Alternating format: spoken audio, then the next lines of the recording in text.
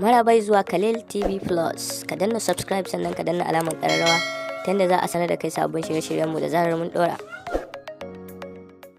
Ina muku maraba zuwa sashe na dogon labari a babin soyayya ta da wata bamisiriya a Cairo kashi na 3. Ba zan manta ba, ina gaya muku cewa kamar a mafarki sai na ga wani abu a fuskata, makamancin wani abu da ya kasance a fuskata. Hawaye ne ke zuba daga idanunta. Ko me yasa?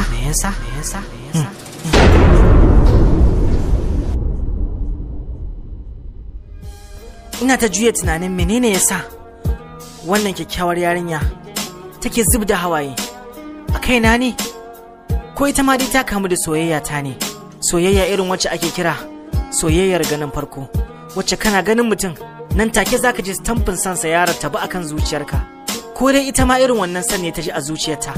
Ya salam, nan take sai na tashi a firgice ina so na fita, amma sai na lura kash jirgi yayi nisa da tafiya, gashi kuma in dai har ya fara tafiya to baya tsayawa har sai ya je madakatarsa.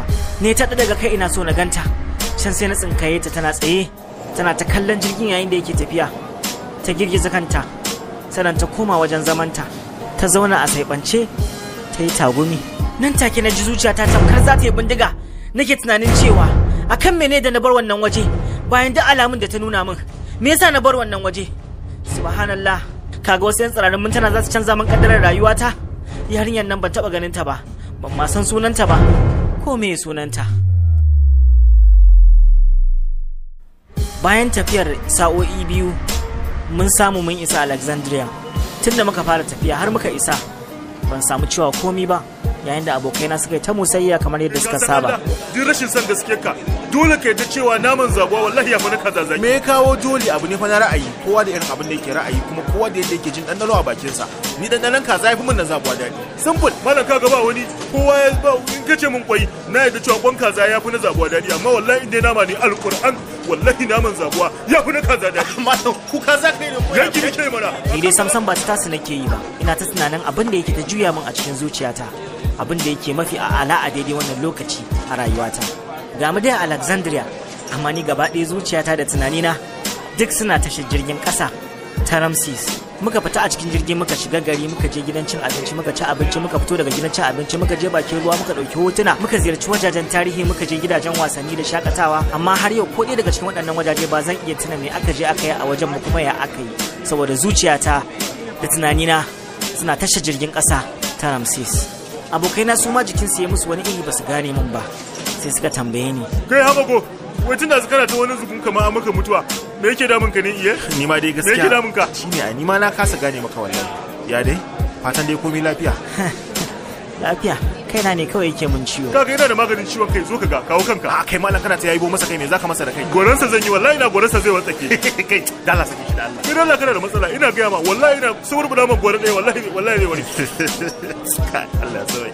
A haka dai muka gama yawacen shakatawar mu, sannan muka koma tasha domin shiga jirgin karfe 8 na dare mu isa Cairo da misalin karfe 10 na dare.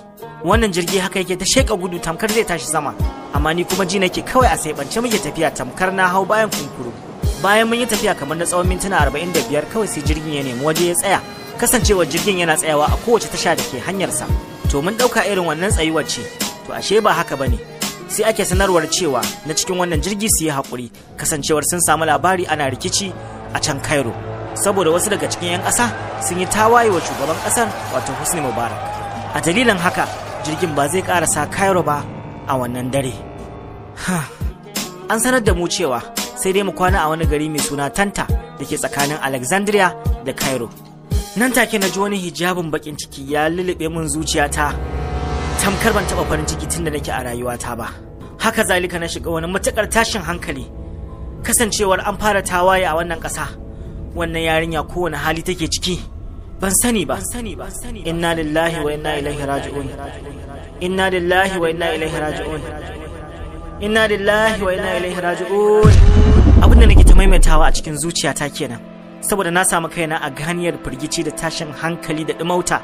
Nan take sai zuciyata ta tuna min da wata magana da akan ce wasu damammakin sukan zo ne so ɗaya tak a rayuwar mutum, da zarar ya bari sun kubuce to ya rasa kenan.